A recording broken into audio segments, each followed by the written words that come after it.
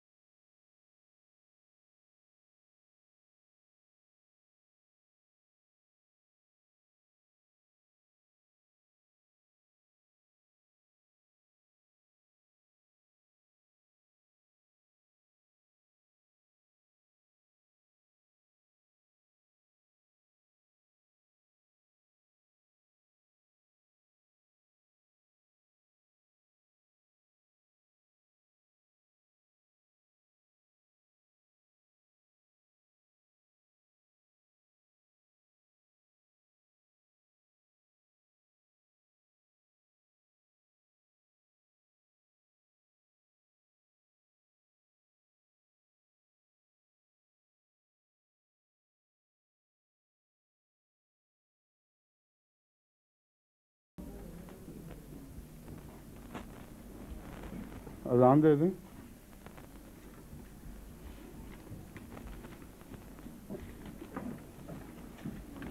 اللہ اکبر اللہ اکبر اللہ اکبر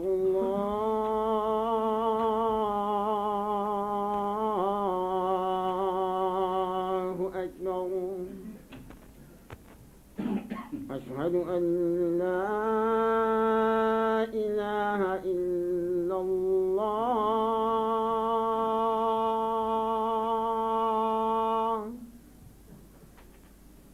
اشہد ان لا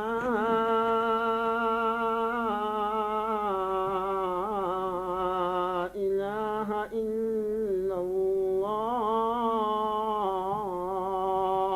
اللہ اشہد ان محمد رسول اللہ اشہد ان محمد رسول اللہ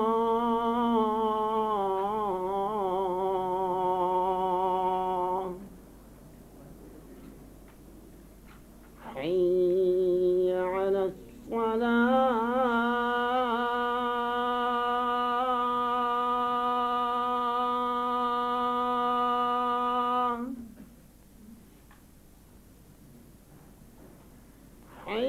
حي على الصلاة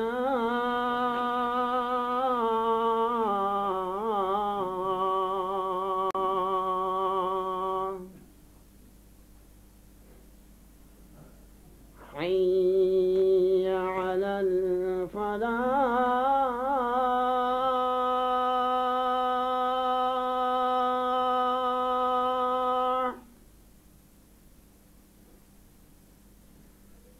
حي على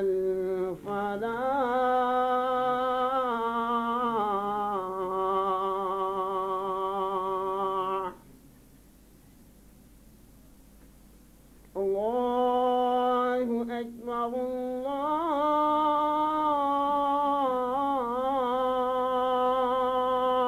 اکبر لا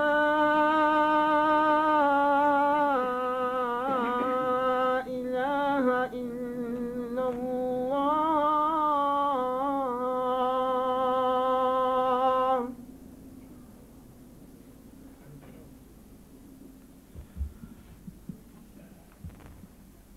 اشہد ان لا الہ الا اللہ وحدہ لا شریک لہ واشہد ان محمدا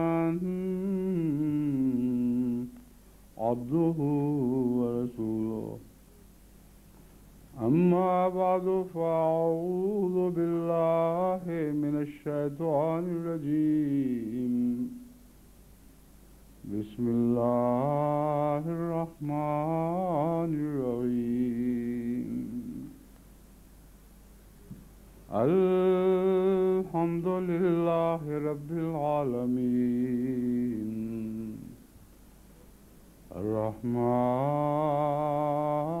الرحيم مالك يوم الدين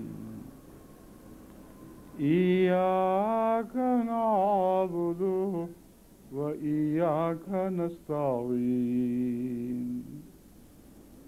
اهدنا الصراط المستقيم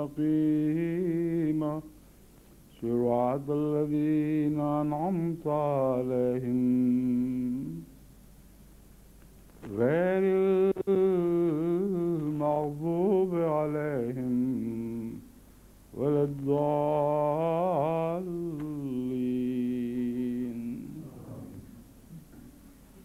ومن أحسن قولا ممن دعا إلى الله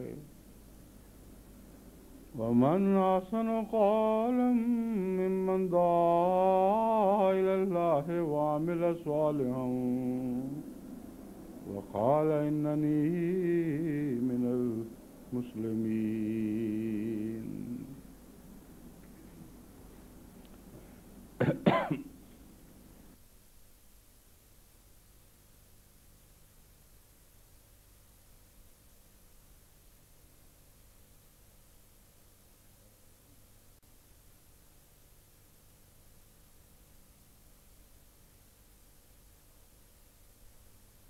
اور انہی ہواؤں کی برکت ہے کہ جماعت احمدیہ کی کوششوں کو پھل لگ رہے ہیں، ورنہ پھلدار ہوائیں اگر خدا نہ چلائے تو وہ کھیتیاں بھی جو بیجوں تک پہنچ جاتی ہیں وہ بیجوں سے خالی مر جایا کرتی ہیں۔ ایسی ہوائیں بھی ہم نے پنجاب میں چلتی دیکھی ہیں، جب کھیتیاں پھلانے پر تیار ہوں تو ایسی جنوبی ہوا چلتی ہے جو ان کے پھلوں کو وہیں سکھا دیتی ہے اور کچھ بھی باقی نہیں رہتا۔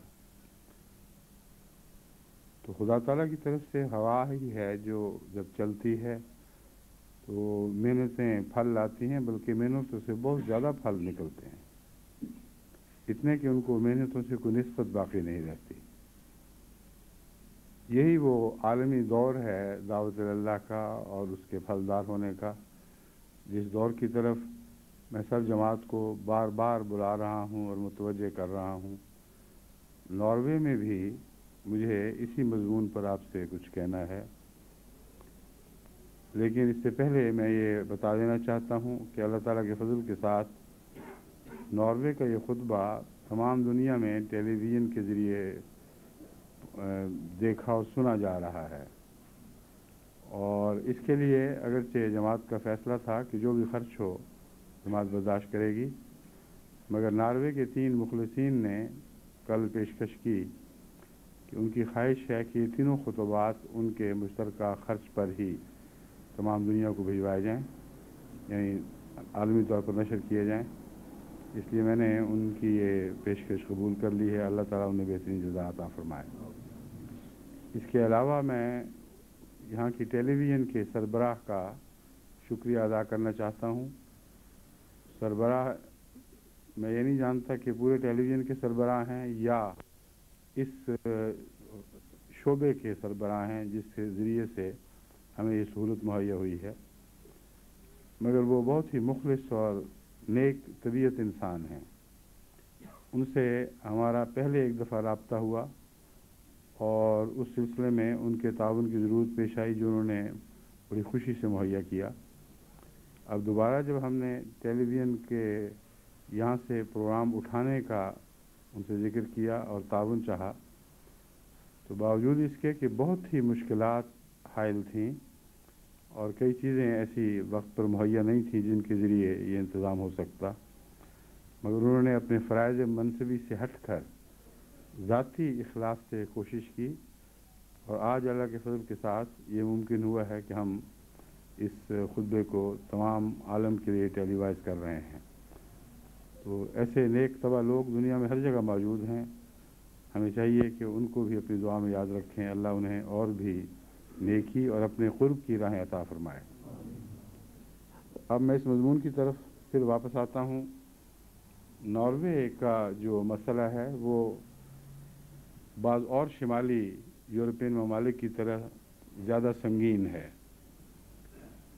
اگرچہ یورپ میں بلکہ سب دنیا ہی میں دہریت کی ہوائیں چل رہی ہیں اور خدا عملاً انسانی زندگی سے الگ ہو چکا ہے، مگر بعض ممالک میں یہ دہریت کا زہر باقی ممالک کے مقابلے پر زیادہ گہرا جا چکا ہے اور اس نے تمام فضا کو مضموم کر دیا ہے۔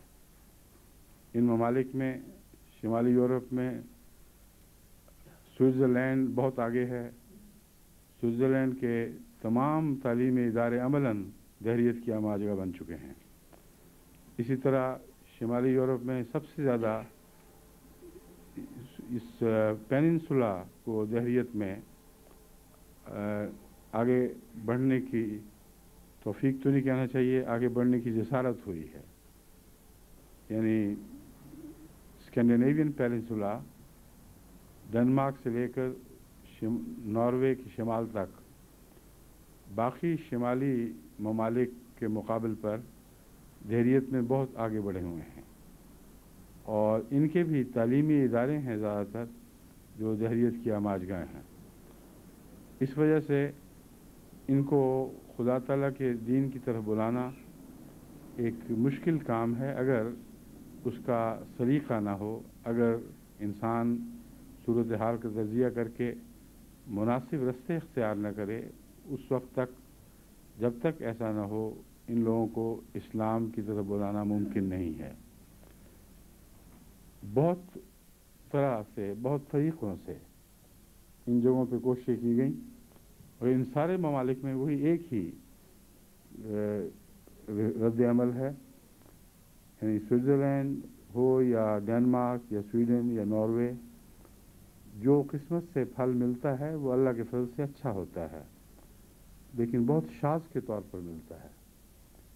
اور جماعتی لحاظ سے ان چاروں ممالک میں کوئی مقامی ایسے مخلصین پیدا نہیں ہو سکے جو اپنی جماعت بنا سکیں، جن کو کہا جا سکے یہ اس ملک کے باشندے ہیں اور ملک کے باشندوں کے لحاظ سے ان کی ایک بڑی جماعت ہے۔ کہیں کچھ آتے بھی ہیں تو چلے بھی جاتے ہیں، اور آ کر قرار پکڑنے والے جو ہیں اگرچہ ان کا معیار اللہ کے فضل سے بہت اونچا ہے اور وہ سچے خدا کے مخلص بندے ہیں، لیکن شاذ کے طور پر ہیں، بہت ہی کم تعداد ہے۔ اس پہلو سے فکر کی بات ہے، لیکن مایوسی کی بات نہیں۔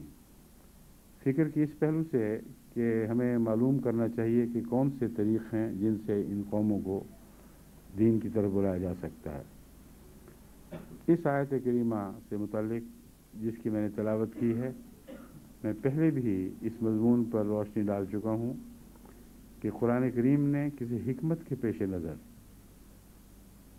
دعوت اسلام کا ذکر نہیں فرمایا، کسی مذہب کا نام نہیں لیا، بلکہ دعوت اللہ کا ذکر فرمایا ہے، اور آن حضرت صلی اللہ علیہ وآلہ وسلم کو بھی داعی اللہ کے طور پر پیش فرمایا گیا ہے۔ اس میں بہت گہری حکمت ہے، اور بہت بڑی غلطی ہوگی اگر ہم اس حکمت کو نظر انداز کر کے کوئی تبلیغی منصوبہ بنائیں۔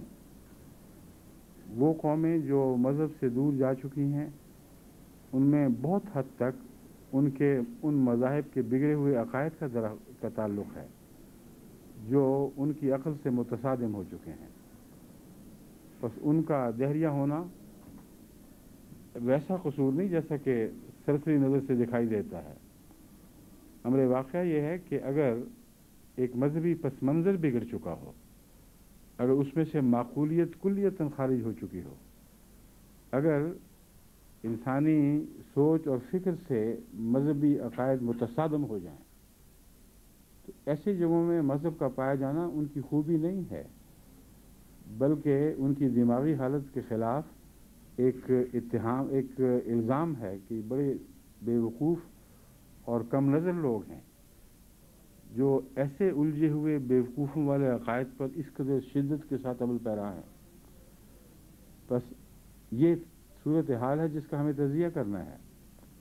امر واقعہ یہ ہے کہ یورپ میں ہر جگہ جہاں بھی دہریت پھیلی ہے، اس کی سب سے بڑی وجہ عیسائیت کے بگڑے ہوئے عقائد ہیں، اور یہ سلسلہ آج اور کل کی بات نہیں، صدیوں سے شروع ہے، اور مسلسل عیسائیت کے بگڑے ہوئے عقائد کے خلاف یورپ کے دانشوروں نے احتجاج کیے، اور جب ان احتجاجات کے نتیجے میں اولین طور پر ان کو سزائیں دی گئیں، اور ان سزا پانے والوں میں بہت بڑے بڑے ان کے چوٹی کے سائنسدان بھی ہیں، جن میں نیوٹن بھی ہے۔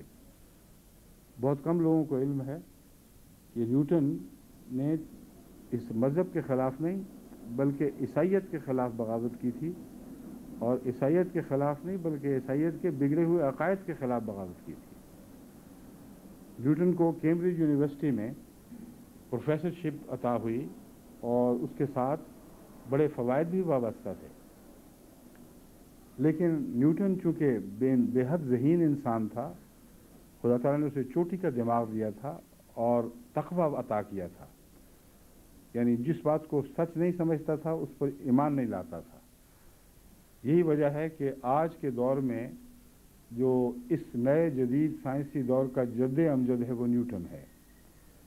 آئنسٹائن نے بھی کام کیے، اور بھی بڑے بڑے دانشور یہاں پیدا ہوئے ہیں، مگر نیوٹن کے مقام سے اس کو ٹلا نہیں سکتے۔ وہ بلا شبہ اس نئے سائنسی دور کا جد امجد ہے، اس نے بہت ہی حیرت انگیز انکشافات کیے، اور قدرت کو جیسی صفائی کے ساتھ، جیسے روشن دماغ سے وہ سمجھا، کم اس کی نظیر دنیا میں ملتی ہے۔ بس نیوٹن نے جو ایک عیسائی تھا اور ٹرینیٹی یعنی تثلیث کے عقیدے پر پیدا ہوا تھا، اس نے جب غور شروع کیا تو اب اس کی وہ نوٹ بک بھی شائع ہو چکی ہے، جس نوٹ بک پر اس نے حاشیے پر تحریریں لکھی ہیں۔ غور کرتے کرتے وہ کہتا ہے کہ مجھے یہ بات اب کسی طرح قبول نہیں ہے کہ خدا تین ہو، کیونکہ ساری کائنات کا مشاہدہ ایک خدا کی گواہی دے رہا ہے، اور جو دلائل ہیں عیسائیت کے وہ ثابت کر رہے ہیں کہ ان دلائل کا مسیح کی عیسائیت سے کوئی تعلق نہیں ہے۔ اب دیکھیں، ایک دانشور ایسا ہونا چاہیے، لمبے عرصے تک تحقیق کی، صرف سائنس کی گواہی پر عیسائیت کو رد نہیں کیا، بلکہ پھر جستجو کرتا ہوا مسیح تک پہنچا ہے، اور بائبل کے اولین آیات پر، جن پر در حقیقت عیسائیت کی بنیاد ہے، اور پھر پرانی بائبل یعنی تورات پر، اور اس کے بعد دوسری کتب پر، سب پر گہرے مطالعے کے بعد اس نے غور کیا ہے۔ بس عہد نامہ جدید ہو یا قدیم، دونوں کا مطالعہ کر کے ان کے حوالے نکالے، اور قطعی طور پر ثابت کیا کہ یہ عیسائیت نہ عہد نامہ قدیم سے تعلق رکھتی ہے، نہ عہد نامہ جدید سے تعلق رکھتی ہے۔ یہ بگڑے ہوئے عیسائی پادریوں کے دماغ کی پیداوار ہے، اور اس پر میں ایمان نہیں لا سکتا۔ ایک ہی خدا ہے جو موسیٰ کا بھی خدا تھا اور عیسیٰ کا بھی خدا تھا، اور ان میں کوئی تفریق نہیں ہے، ساری کائنات کا وہی خدا ہے۔ جب اس عقیدے کا اس نے اعلان کیا تو باوجود اس کے کہ وہ علمی لحاظ سے بہت ہی چوٹی کا انسان، بلکہ ایسا انسان جس کی ساری دنیا میں قدر کی جاتی تھی، اس کو پروفیسرشپ پیش کر کے یونیورسٹی نے اپنا فخر سمجھا تھا کہ ہماری یونیورسٹی میں یہ پروفیسر بن کر آ جائیں، لیکن اس کو بے عزت کر کے یونیورسٹی سے نکالا گیا۔ اس کے خلاف باقاعدہ چرچ کی طرف سے ریزولوشن پیش ہوئے، انہوں نے کہا کہ یہ لامذہب ہو چکا ہے، حالانکہ وہ تثلیث سے خدا کی طرف لوٹا تھا، اور اس نے قدم پرواہ نہیں کی۔ وہ سٹائپنڈ جو اس کے لیے یونیورسٹی کی طرف سے مقرر تھا، 60 پاؤنڈ سالانہ، اس زمانے کے لحاظ سے بہت بڑی چیز تھی، یعنی آپ سوچ بھی نہیں سکتے کہ 60 پاؤنڈ کی اس وقت کیا قیمت تھی۔ اس نے سب قربان کر دیا، مگر اپنا عقیدہ تبدیل نہیں کیا۔ میں ایک ہی خدا ہے، اس کے سوا میں کسی اور اور عقیدے کا قائل ہو نہیں سکتا، کیونکہ میرے دماغ اس کو تسلیم نہیں کرتا۔ تو یورپ کے دانشوروں نے سچائی کی قیمتیں ادا کی ہیں، اور جو چوٹی کے خدا پرست تھے ان کو عیسائیت نے دہریہ کر کے باہر نکالا ہے۔ اس کی اور بھی مثالیں ہیں جہاں بڑے بڑے دانشور جو فلسفہ دان اور حساب دان جنہوں نے خدا کی توحید کی خاطر علم بلند کیا اور عیسائیت کے غلط عقیدوں کو رد کیا، ان کو ان کے مصنفین نے جو ان کی بایوگرافی لکھنے والے ہیں انہوں نے بھی دہریہ قرار دیا۔ انہوں نے کہا مذہب سے متنفر و دور ہو چکے تھے۔ بہرحال یہ ایک بڑا دردناک باب ہے یورپ کی تاریخ کا، جس کا مطالعہ ہمارے لیے کئی پیغام لے کر آتا ہے۔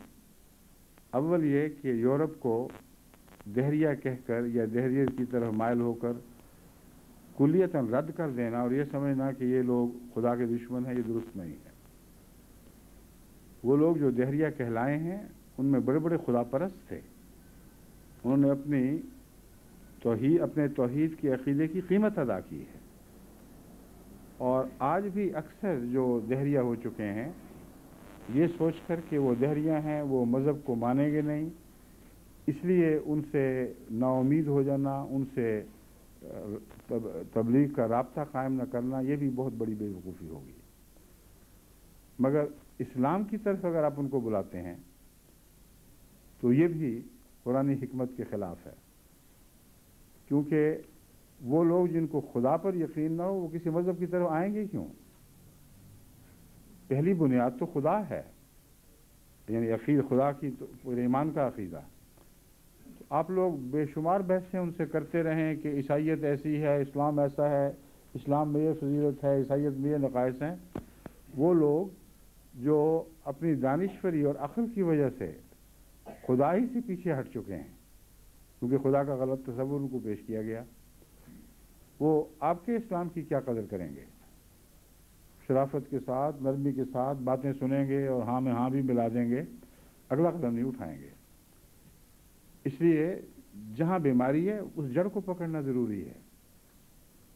بس دعوت اللہ کا مطلب یہ ہے ان کو اس خدا کی طرف واپس لاؤ جو ان سے کھو چکا ہے، اللہ تعالیٰ پر ایمان کی طرف واپس لے کے آؤ۔ اگر یہاں لے آؤ گے تو پھر رسالت کا ذکر شروع ہوگا، اس سے پہلے نہیں ہو سکتا۔ یہی سبق خدا تعالیٰ نے ہمیں کلمہ میں دیا، لا الہ الا اللہ محمد رسول اللہ، اور لا الہ الا اللہ پر اتنا زور دیا گیا کہ ایک موقع پر آن حضرت صلی اللہ علیہ وسلم نے فرمایا من قال لا الہ الا اللہ فدخل الجنہ۔ وہاں اپنی رسالت کا بھی ذکر نہیں فرمایا، کیونکہ لا الہ الا اللہ میں دراصل تمام قسم کی رسالتوں کا تصور موجود ہے۔ اگر اللہ کے سوا کوئی معبود نہیں تو اس معبود سے رابطہ ہوگا کیسے؟ وہ رابطہ ہے جس کا نام رسالت ہے۔ چنانچہ اللہ تعالیٰ نے کلمہ کے بعد، لا الہ الا اللہ کے بعد اگلا سبق یہ سکھایا، لا الہ الا اللہ محمد رسول اللہ، یا محمد عبدہ، اشہد ان محمد عبدہ و رسولہ۔ تو رسالت کی طرف آپ پہلے بلانا شروع کریں، لا الہ الا اللہ کی طرف توجہ نہ ہو، اور خالی ایسی تختی پر جو چکنی ہو چکی ہو اس پر لکھنے کی کوشش کریں، کچھ بھی لکھا نہیں جائے گا۔ وہ چکناہٹ دہریت کی چکناہٹ ہے، اس کو پہلے دھوئیں اور صاف کریں، پھر آپ دیکھیں کہ کس طرح یہ اسلام کی طرف مائل ہوں گے۔ اور دانشور اگر خدا کا قائل ہوگا تو اس کے لیے اسلام کے سوا چارہ ہی کوئی نہیں، کیونکہ وہ لوگ جو عیسائیت میں متشدد ہیں اکثر بے وقوفی کی وجہ سے ہیں، انہوں نے اپنے دماغ بند کر لیے ہیں۔ وہ کہتے ہیں عقیدہ جو بھی ہو بس سچا ہے، ہم نے ماننا یہی ہے۔ یہی وہ لوگ ہیں جو انتہا پرست مسلمانوں میں بھی مل رہے ہیں، ہندوؤں میں بھی ملتے ہیں، دنیا کے ہر مذہب میں موجود ہیں، اور ان کی انتہا پسندی ان کی بے وقوفی کا مظہر ہے۔ جنہوں نے عقل سے کچھ سوچا ہی نہیں، جنہوں نے کہا بس جو کچھ کہا گیا درست ہے، جو کچھ لکھا گیا صحیح لکھا گیا۔ اور لکھنے والے کون تھے؟ وہ ازمنہ وسطیٰ کے وہ مذہبی رہنما یا اسکالرز جنہوں نے جو سمجھا وہ لکھ لیا اور یہ سمجھے کہ یہ خدا کا نوشتہ ہے.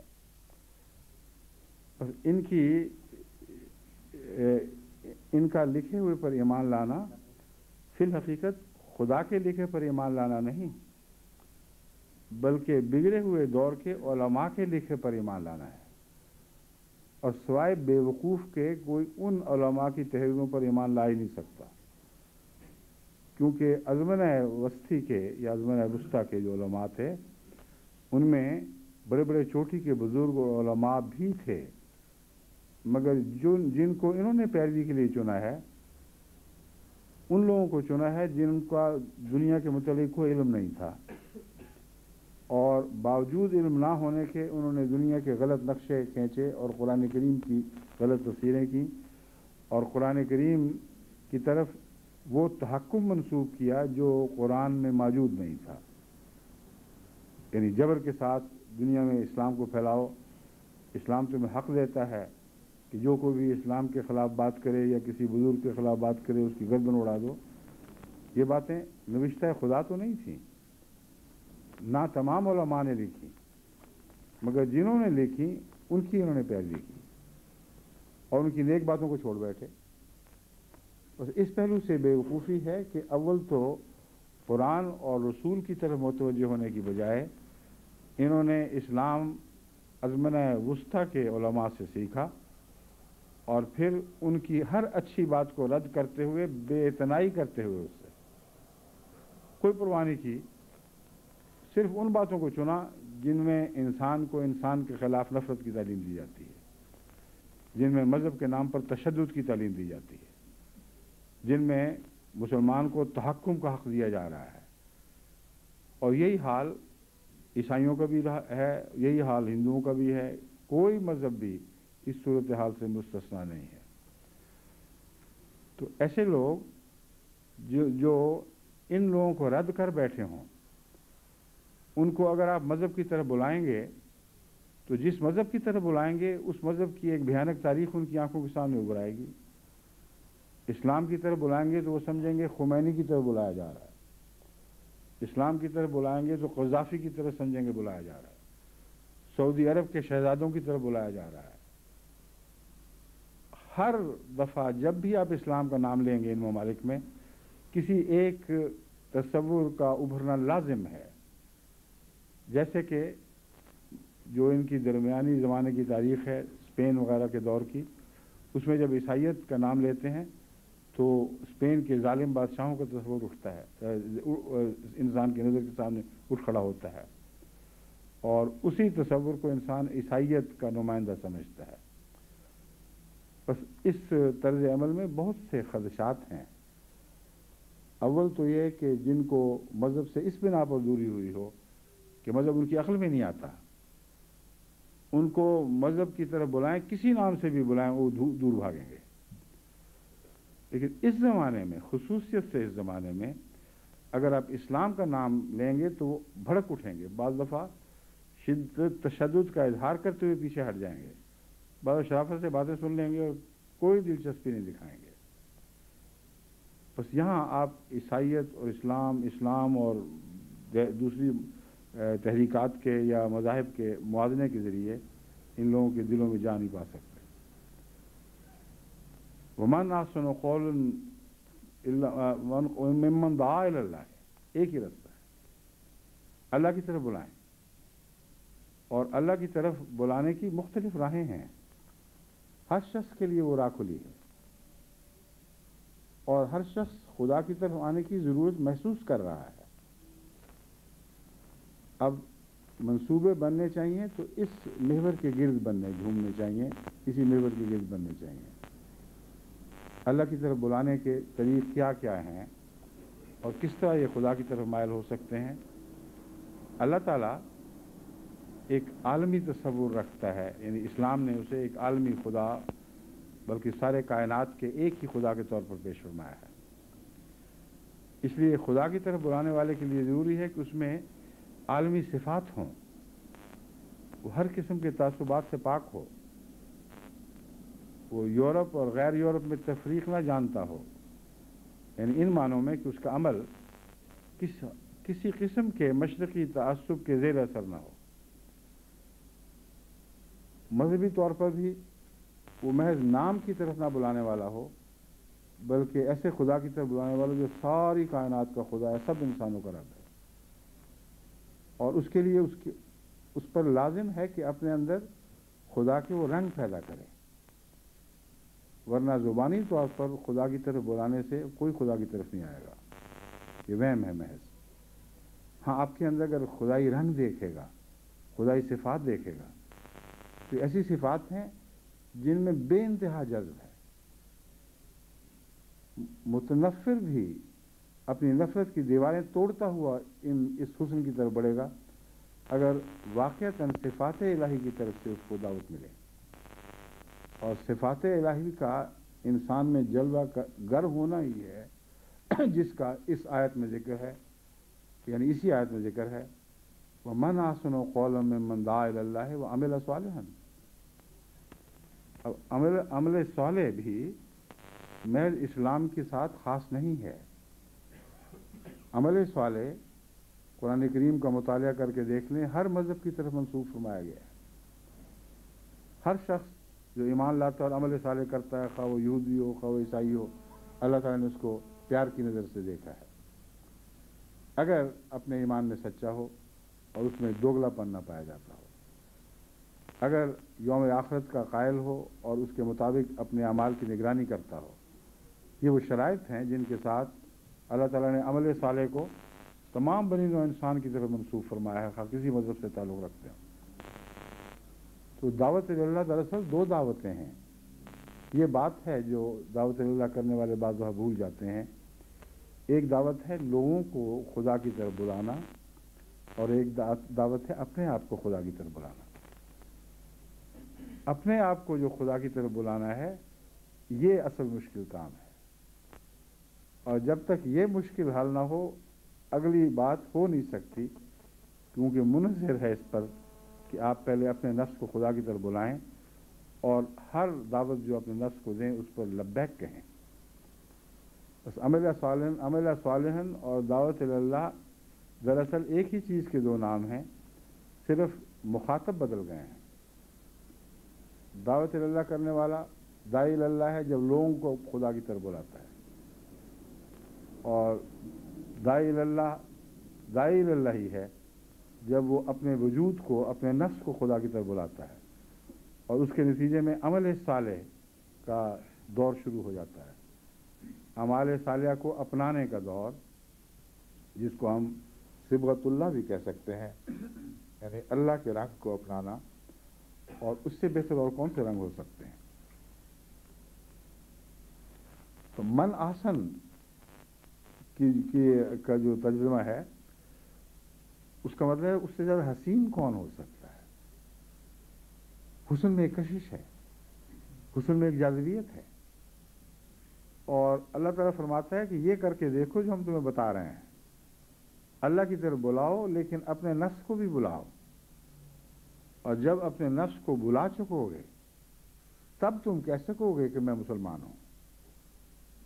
مسلمان کا مطلب یہاں صرف مسلم بمعنی مسلمان جو عام طور پر معروف معنی ہیں وہ نہیں، بلکہ وہ وسیع معنی ہیں جس کا قرآن کریم میں ذکر ملتا ہے، جس کی روح سے حضرت ابراہیم بھی مسلمان تھے، اس سے پہلے دیگر انبیاء بھی سب مسلمان تھے.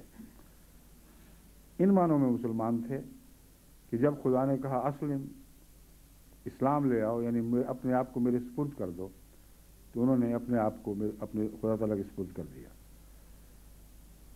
بس ہر وہ انسان جو دعوت اللہ کا شغف رکھتا ہے، اس میں مگن ہو جاتا ہے، اور ساتھ ساتھ اپنے نفس کو بھی دعوت دیتا ہے کہ خدا کی طرف لوٹو، ورنہ کوئی تمہاری آواز پر، خدا کی آواز پر، تمہارے کہنے پر خدا کی طرف رجوع نہیں کرے گا. یہ ایک سوال اٹھتا ہے کہ پھر کیسے اس میں طاقت پیدا ہوتی ہے؟ اس کا جواب تو اس آیت کا عنوان بتا چکا ہے، وَمَنْ أَحْسَنُ.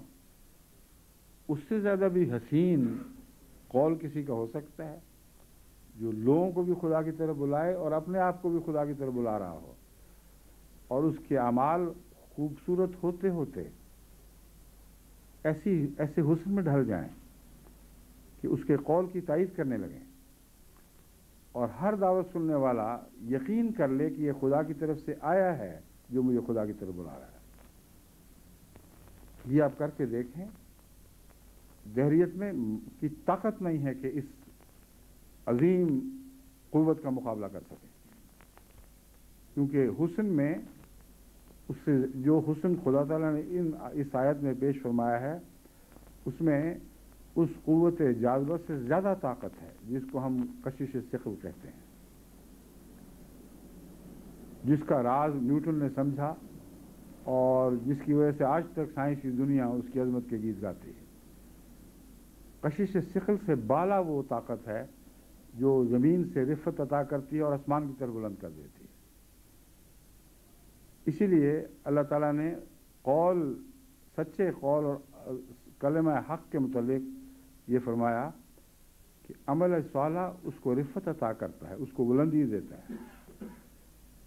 بس وہ طاقت جو کشش ثقل پر غالب آ جائے وہ اس آیت میں مذکور ہے، من احسن قولا ممن دعا الی اللہ وعمل صالحا، اس کا قول سب دوسری جاذب نظر طاقتوں سے بڑھ جائے گا، وہ شخص ہر دوسری کھینچنے والی طاقت پر غالب آ جائے گا، ورنہ آسن نہیں ہو سکتا۔ آسن کا مطلب ہے سب سے زیادہ حسین، اور جو سب سے زیادہ حسین ہے وہ لازماً اپنی طرف کھینچے گا۔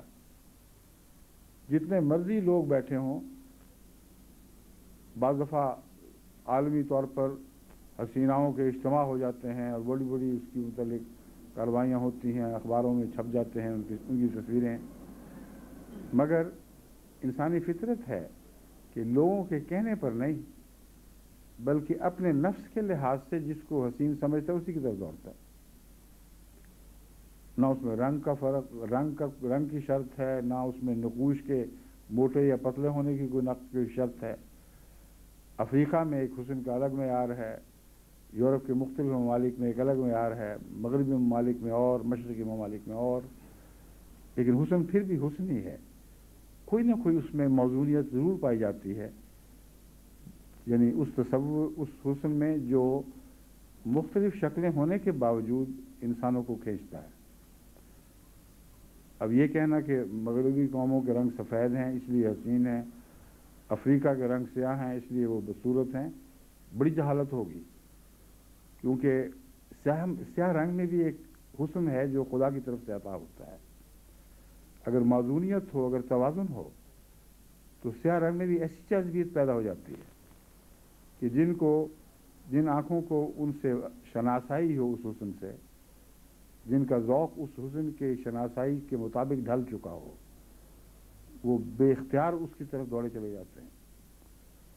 بس احسن کا مطلب ہے ہر قسم کے حسن سے بڑھ کر جتنی بھی جاذب نظر چیزیں ہیں، جو بھی دوسرے کو کھینچنے کا ادعا کرتی ہیں یا کھینچنے کی طاقت رکھتی ہیں، ان سب سے بڑھ کر اس داعی اللہ میں حسن ہے جو خدا کی طرف بلاتا ہے غیروں کو بھی اور اپنے نفس کو بھی، اور بلاتے بلاتے ایسا کامل خدا کی آواز کے سامنے ایسا کامل طور پر جھک جاتا ہے کہ اپنے سارے وجود کو اس کے سپرد کر دیتا ہے۔ مسلمین کا یہ مطلب ہے، اس کا وجود اپنا نہیں رہتا، خدا کا وجود بن جاتا ہے، اور جب خدا کا وجود بن جائے اور خدا اس میں جلوہ گر ہو تو کوئی سفلی طاقت اس وجود سے کسی کو ہٹا نہیں سکتی، اسے اپنی طرف کھینچ نہیں سکتی۔ تمام انبیاء کی متحدہ مشترکہ گواہی اس کے حق میں ہے، آغاز سے لے کے آخر تک، جہاں بھی جب بھی نبی آئے ان کے اندر خدا تعالیٰ نے ایسی طاقت پیدا کر دی کہ دشمنوں کو بھی اپنی طرف کھینچ لیا، اور جو ایک دفعہ کھینچے گئے پھر ان سے توڑے نہیں گئے، بڑے بڑے مظالم ہوئے۔ عیسائیت گواہ ہے کہ عیسائیت سے توڑوانے کی خاطر بعض مسیح کے ماننے والوں کو زندہ آگ میں جلا دیا گیا، جانوروں کے سامنے، بھوکے شیروں کے سامنے ڈال دیا گیا، لیکن وہ اپنے ایمان پر قائم رہے، انہوں نے مسیح کا دامن نہیں چھوڑا، کیونکہ وہ جانتے تھے کہ اس دامن کے ساتھ خدا کا دامن وابستہ ہے۔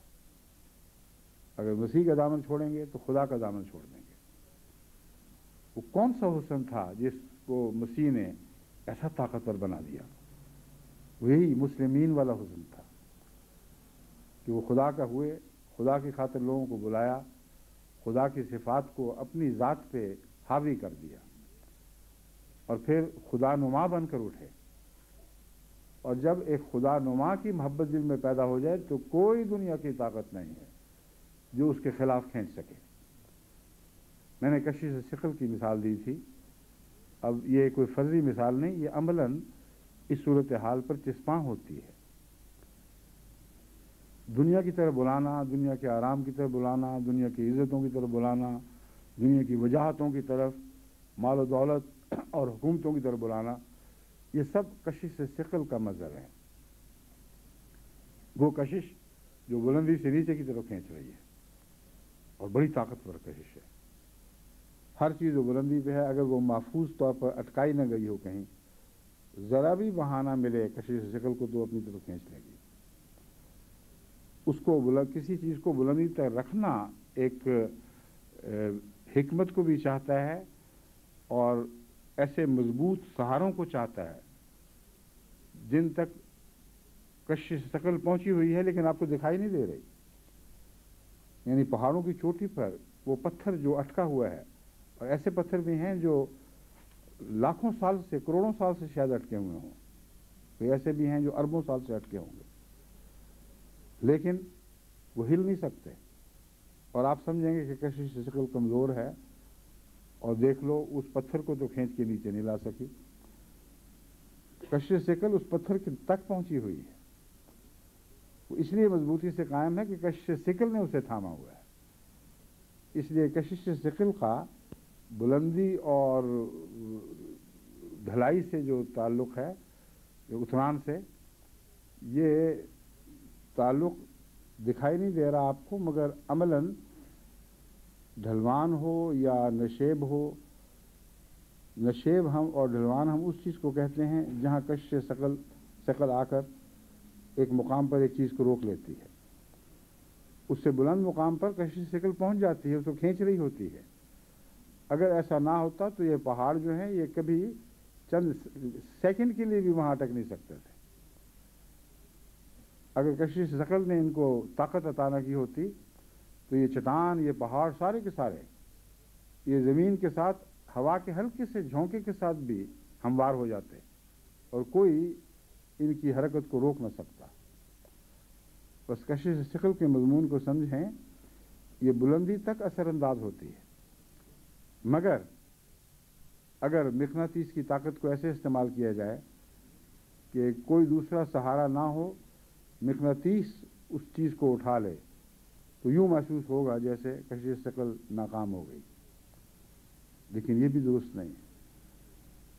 وہاں بھی کشش ثقل ہی کامیاب ہوتی ہے، کیونکہ وہ اٹھانے والا وجود جو مقناطیس کو پکڑے ہوئے ہے یا جس کے ساتھ مقناطیس لگایا گیا ہے، وہ خود کشش ثقل کے اوپر سہارا لیے ہوئے ہے۔ لیکن آسمان سے کوئی طاقت، جیسا کہ سیاروں کی طاقت ہے، سورج کی طاقت ہے، دوسری بڑی طاقتیں ہیں، تو زمین کو اس کی کشش ثقل سمیت کھینچ رہی ہیں، اور ساری کائنات کو کوئی اور ایک طاقت ہے جو کسی طرف کھینچ رہی ہے، جس کے متعلق سائنسدان کھوج لگانے کی کوشش کر رہے ہیں مگر ابھی کامیاب نہیں ہوئے۔ بس وہ آسمانی طاقت ہے جو غالب آتی ہے کشش ثقل پر۔ تبھی قرآن کریم فرماتا ہے کہ یہ سب چیزیں جو کھڑی تمہیں دکھائی دے رہی ہیں فضا میں، ان کو خدا تعالیٰ نے سہارا دیا ہوا ہے اور یہ کھڑی ہیں، ورنہ زمین کی کشش اور ان چیزوں کی آپس کی ایک دوسرے کی کشش ان کو اکٹھا کر کے فنا کر دیتی۔ تو آسمانی طاقت ہر دوسری طاقت پر غالب ہے، یعنی سائنسی لحاظ سے بھی کوئی ایک خدا تعالیٰ ایک ایسا کارساز ہے، ایسا ایک کائنات کا خالق اور مالک ہے جس کی طاقت ہر لمحہ تمام کائنات کے ہر وجود کو جو معلق دکھائی دے رہا ہے سہارا دیے ہوئے ہے۔ لیکن اللہ تعالیٰ فرماتے ہیں تم دیکھ نہیں رہے اس کو. بس من احسن قولا میں جس طاقت کا ذکر ہے یہ اللہ کے ساتھ وابستہ ہونے کا حسن ہے، اور یہ حسن جو ہے یہ ہر دوسری چیز پر غالب آتا ہے. بس دیکھیے عیسائیت کی مثال میں نے آپ کے سامنے رکھی، کس طرح اس راہ میں وہ کاٹے گئے اور مارے گئے اور انہوں نے کچھ بھی پرواہ نہ کی. لیکن سب سے بڑا مظہر اس دعوت اللہ کے حسن کا حضرت محمد رسول اللہ کی صورت میں پیدا ہوا.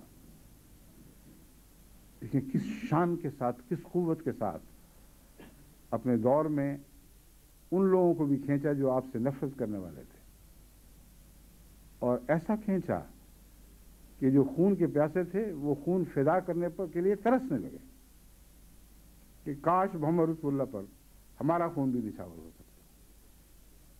یہ وہ آسمانی قوت ہے جو زمینی قوتوں پر غالب آنے والی ہے، اور یہی محمد رسول اللہ کی قوت حسن تھی دراصل جس نے عرب میں ایک حیرت انگیز معجزہ برپا کیا، جو پھر عرب کی سرحدوں سے چھلک کر دوسری زمینوں میں جا پہنچا اور بڑی قوت کے ساتھ، بڑی تیزی کے ساتھ پھیلتا رہا ہے. اور اس وقت تک یہ پھیلا ہے جب تک حضرت صلی اللہ علیہ وسلم کے حسن سے یہ لوگ حصہ پاتے رہے اور اس حسن کی کشش سے دنیا کو اپنی طرف کھینچتے رہے اور اپنا بناتے رہے. اب نیا دور آ گیا ہے جب یہ بیچ میں اس کشش اور آج کے زمانے کے درمیان ایک بڑا انقطاع پیدا ہو چکا تھا. اسلام نے بڑھتے بڑھتے اپنے قدم روک لیے. اسلام نے نہیں روکے بلکہ در حقیقت مسلمانوں نے قدم روک لیے، اور اسلام کے مظہر بنے ہوئے تھے، اس لیے دنیا کو یہی دکھائی دیا کہ اسلام نے اپنے قدم روک لیے ہیں. لیکن کیوں روکے؟ کیا واقعہ ہوا؟ اس لیے کہ وہ لوگ خود دنیا کی طرف مائل ہو گئے، اور جس کشش ثقل کے خلاف ان کو جہاد کرنا تھا، جس سے لوگوں کو نوچ کر بلندی کی طرف لے جانا تھا، خود اس کشش کے شکار ہو گئے. تو وہ کیسے اس حسن کا مظہر بنتے جنہوں نے زمین سے توڑ کر سب رشتے اور تعلق کاٹ کر آسمانوں کی طرف رفعت عطا کرنی تھی. اس کے سوا اور کوئی اس میں منطق نہیں ہے، کوئی وجہ نہیں کہ اسلام باوجود اس کے کہ قرآن وہی قرآن ہو، حدیث وہی حدیث ہو، اسلام کا عمل فقہا میں اختلاف بھی ہو، بنیادی طور پر ایک ہی ہو، خدا کی عبادت کرنا ہے، روزے رکھنا ہے، نمازیں پڑھنی ہے، زکوٰۃ دینی ہے. تو جو ضمنی اختلافات ہیں آپ ان کو بھلا بھی دیں، نہیں بھلا دیں بلکہ، اور یہ سوچیں کہ اسلام اپنی ماہیت کے لحاظ سے، اپنی قوت کے لحاظ سے، اپنی تعلیم کے لحاظ سے قرآن میں بھی محفوظ تھا، سنت میں بھی محفوظ تھا، اور اس کے باوجود اسلام نے آگے بڑھنا بند کر دیا. اس لیے کہ مسلمان جو علم بردار تھے وہ خود کشش ثقل کا شکار ہو گئے، وہ زمین کی طرف جھک گئے، اور پھر ان میں یہ طاقت نہیں تھی کہ وہ آسمان کی طرف بلائیں.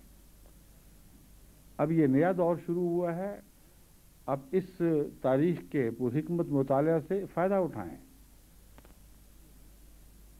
وہ تمام امور جو اسلام کی راہ میں حائل ہوئے ہیں وہ تمام روکیں جنہوں نے اسلام کی ترقی کی راہیں بند کر دیں، ان کو دور کرنا ہے. لیکن ان روکوں کی تلاش میں باہر نہ نکلیں، اپنے نفس میں ڈوبیں. دیکھیں یہ تو وہی روکے ہیں جو آپ کے اندر موجود ہیں، کیونکہ اسلام کی راہ میں کوئی باہر کی روک کامیاب نہیں ہو سکی تھی. دیکھو کتنی بڑی بڑی طاقتیں تھیں جو اسلام سے ٹکرائیں اور اسلام کا رستہ روکنے کی دعوت دار بن کے اٹھی، لیکن پارا پارا ہو گئی. اس لیے اسلام کا راستہ روکنے کے لیے کوئی بیرونی طاقت کبھی کامیاب نہیں ہوئی. ہاں اندرونی ناکامیاں ہیں جو اسلام کا راستہ روکتی ہیں. اب عالم اسلام کی طاقت دیکھو، ایک ارب سے تجاوز کر چکی ہے، لیکن اس ساری عالم اسلام کی ایک ارب کی جمعیت میں اتنی طاقت نہیں ہے کہ اسرائیل کے ایک چھوٹے سے علاقے کا مقابلہ کر سکے. دناتا ہوا اسلام کو، مسلمانوں کو مقابلے پر بلاتا ہے اور ظلم اور تشدد میں بے باکانہ کارروائیاں کرتا ہے. طاقت نہیں ہے ایک ارب مسلمانوں کی جو اس کا مقابلہ کر سکیں. انہوں نے دعوت اللہ کیا کرنی ہے؟ یہ تو اپنے وزن ہی سے بیٹھ گئے ہیں. کشش ثقل جتنا بڑھتی ہے اتنا ہی بیکار کرتی چلی جاتی ہے. ایسا وابستہ کر دیتی ہے سطح زمین سے اور اس کے نشیب سے کہ پھر اس میں اٹھنے کی طاقت نہیں رہتی. ایک شاعر کہتا ہے مثال نقش پائے راہ رواں کوئے تمنا میں نہیں اٹھنے کی طاقت کیا کریں لاچار بیٹھے. پھر تو اپنی عظمتوں کے نقش پا بن چکے ہیں اور اپنی تمنا کے غلام اس کے کوچے میں نقش بن کر بیٹھ گئے ہیں. ان میں کہاں اٹھنے کی طاقت ہے؟ وہ قدم جن کے نقوش پا تھے وہ تو ان کو چھوڑ کر عظیم رفتوں کی طرف روانہ ہو چکے ہیں. وہ دور بدل گئے مگر یہ نقوش پا بے طاقت بے سہارا آج بھی ان راہوں میں ملتے ہیں جن کا نام آج مسلمان لیا جاتا ہے. مگر اسلام کی شان، اسلام کی شوکت، اسلام کی تمام صفات حسنہ جو غیر معمولی جذب کی طاقت رکھتی تھیں وہ ان سے غائب ہو چکی. اگر نہ ہوتی تو یہ دردناک منظر جو آج ہر ایک کو دکھائی دے رہا ہے یہ پیدا ہی نہیں ہو سکتا تھا. آپ نے بدلنا ہے اس کو، ورنہ آپ وہ جماعت نہیں ہیں جن کو خدا تعالیٰ نے اس دنیا میں انقلاب کے لیے پیدا کیا ہے. آپ نے لازماً بدلنا ہے اور بدلنے کے لیے اپنے گھر سے باہر قدم اٹھانے کی ضرورت نہیں ہے.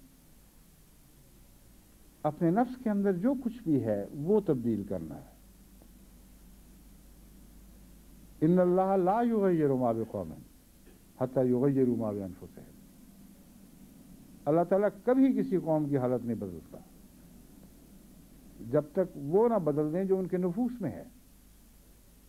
بس دیکھیں دعوت اللہ کی اس آیت نے آپ کو کتنا وسیع اور عظیم اور کامل پیغام دیا ہے.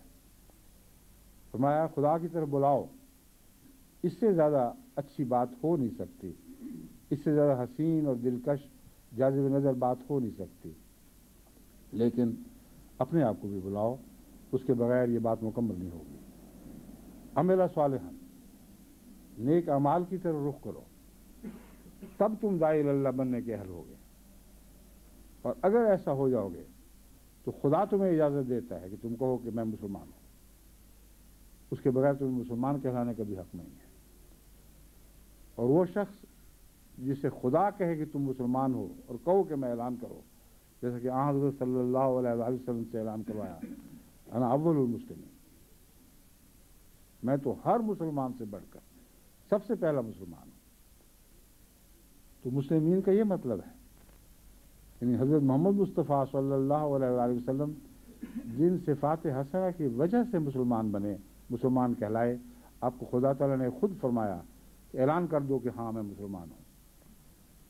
وہ صفات حسنہ پیدا کیے بغیر اب خدا کی طرف نہیں بلا سکتے، کیونکہ وہ سوسائٹی ہے خاص طور پر ناروے کی جو مذہب سے متنفر ہونے کے بعد خدا سے متنفر ہو بیٹھی ہے، خدا سے روٹھ چکی ہے. خدا کی طرف واپس بلانے کے لیے ان کی کشش ثقل سے بڑھ کر ایک روحانی جذب آپ کو اپنے اندر پیدا کرنا ہوگا، جس کو قرآن کریم کی آیت من احسن قولا کہہ کے اس کی طرف متوجہ فرما رہی ہے. بڑا ہی جاذب نظر، یعنی جاذب نظر نہیں کہنا چاہیے، بڑا ہی حسین اور دلکش اور قوت جاذبہ رکھنے والا وجود آپ کا وجود بن جائے گا اگر آپ اس قرآن کی نصیحت پر عمل کریں. اور پھر تجربہ کر کے دیکھیں، ناروے میں کثرت سے ایسے نوجوان ہیں جو سعید فطرت ہیں. وہ چند جو شریر ہیں ان کو تو یہاں کا ٹیلی ویژن، یہاں کے اخبار اچھالتے ہیں اور کہتے ہیں ان میں ریسزم ہے، ان میں غیر قوموں سے نفرت پائی جاتی ہے، ان میں تشدد پایا جاتا ہے. مگر وہ چند ہیں.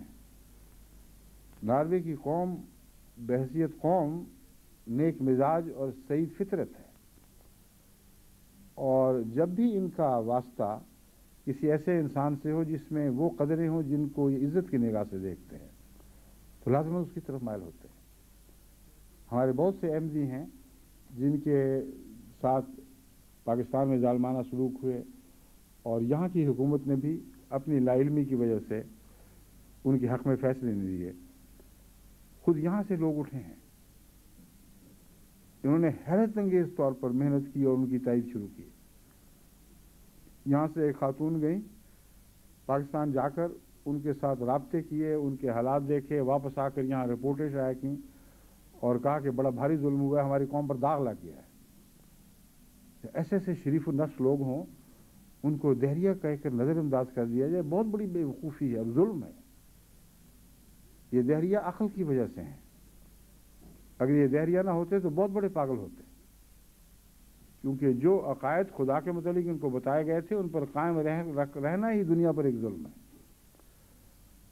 بس لا الہ والی تختی تو صاف ہو چکی, اب الا اللہ آپ نے بھرنا ہے, اور جہاں الا اللہ بھریں گے وہاں لازماً اس کا قطعی منطقانہ نتیجہ نکل کر رہے گا کہ محمد رسول اللہ سے پیدا ہوگا. بس لا الہ کا کام یہ قومیں کر چکی ہیں, الا اللہ کے رنگ آپ نے بھرنے ہیں. اگر اپنے وجود میں اللہ کا رنگ نہ بھرا ہو, اگر صفات باری تعالیٰ کی واقفیت ہی کوئی نہ ہو, اگر انصاف, تقوی, سچی ہمدردی, سچائی اور بنی نوع انسان کی خدمت پر ہم وقت تیار رہنا جیسے خدا رحمان ہے, قطع نظر رنگ, نسل, مذہب کے ہر ایک سے سچا پیار رکھنا اور اس کا عملی نمونہ دکھانا, شرافت سے بات کرنا, عقل سے بات کرنا, یہ سب الہی رنگ کے نمونے ہیں. بس الہی رنگ اختیار کریں اور آپ کا عمل صالح پیدا ہوگا. عمل صالح اور دعوت اللہ ایک ہی چیز کے دو نام ہیں. جب یہ دو طاقتیں اکٹھی ہو جائیں تو ناقابل تقسیم طاقت بن کر ابھرتی ہیں. کسی دنیا کی طاقت کی مجال نہیں ہے کہ ان کا مقابلہ کر سکے. بس آپ ہی میں وہ وجود ہیں جو ناروے کی تقدیر بدل سکتے ہیں, جو اس دہریہ ملک کو خدا کے محبت سے بھر سکتے ہیں, اگر اپنے آپ کو اس لائق بنائیں کہ وہ خدا کی طرف بلانے والے بن سکیں. بس یہی میرا پیغام آپ کو بھی ہے اور ان سب ملکوں کے احمدیوں کو جہاں دہریت نے کئی لحاظ سے انسان کی اعلیٰ قدروں کو بالکل کھا کر کھوکھلا اور ویرانہ بنا دیا. جیسے تیزاب بعض دھاتوں کو کھا جاتا ہے, اس طرح دہریت تمام انسانی قدروں کو کھا جاتی ہے, اور اگر اس کے باوجود شرافت دکھائی بھی دے تو ایک کھوکھلی شرافت ہوتی ہے, اس لائق نہیں ہوتی کہ اپنی قوم کو اعلیٰ قدروں پر قائم رکھ سکے.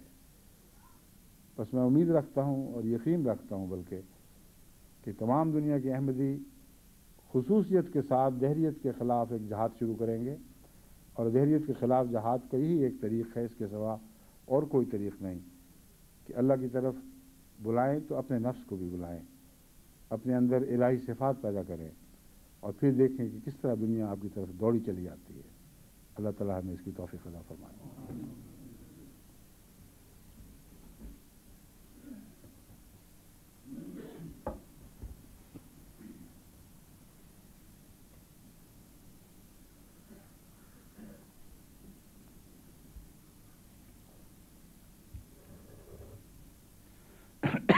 رابطہ 1 گھنٹے کا ہی تھا نا ان کا, ہے جاری. الحمدللہ نحمدہ ونستعینہ ونستغفرہ ونؤمن بہ ونتوکل علیہ ونعوذ باللہ من شرور انفسنا ومن سیئات اعمالنا. من يهده الله فلا مضل له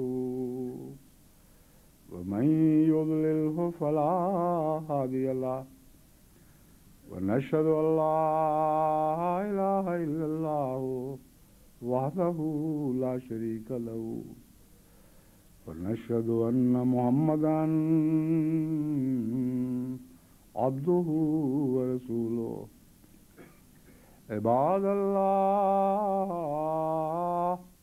رحمكم الله إن الله يأمر بالعدل والإحسان وإيتاء ذي القربى وينهى عن الفحشاء والمنكر والبغي يعظكم لعلكم تذكرون اذكروا الله يذكركم وادعوه يستجب لكم ولذكر الله أكبر